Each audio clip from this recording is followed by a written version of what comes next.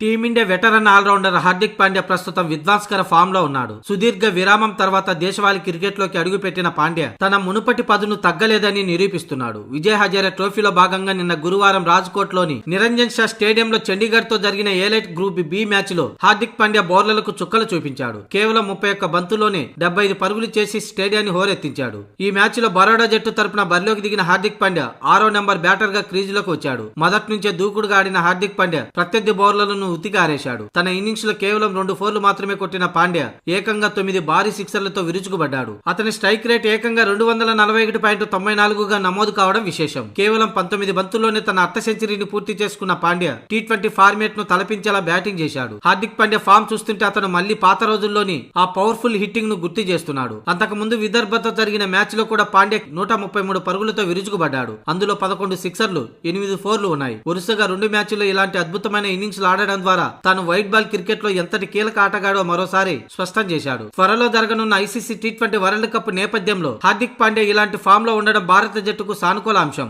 వర్క్లోడ్ management కారణంగా New Zealand తో జరిగే వన్డే సిరీస్ కు దూరమైనప్పటికీ దేశవాళీ క్రికెట్ లో తన బ్యాట్ తోనే జవాబు చెబుతున్నాడు. కేవలం బ్యాటింగ్ లోనే కాకుండా ఈ మ్యాచ్ లో బౌలింగ్ లో కూడా హార్దిక్ పాండ్యా ఆకట్టుకున్నాడు. రాజ్కోట్ మైదానంలో హార్దిక్ పాండ్యా ఇన్నింగ్స్ రాబోయే ఐపీఎల్ మరియు అంతర్జాతీయ మ్యాచ్లకు ఒక ట్రైలర్ లాంటిదని క్రికెట్ విశ్లేషకులు అభిప్రాయపడుతున్నారు. హార్దిక్ పాండ్యా ఈ జోరును ఇలాగే కొనసాగిస్తే అతన్ని ఆపడం ఏ బౌలర్ కైనా కష్టమే.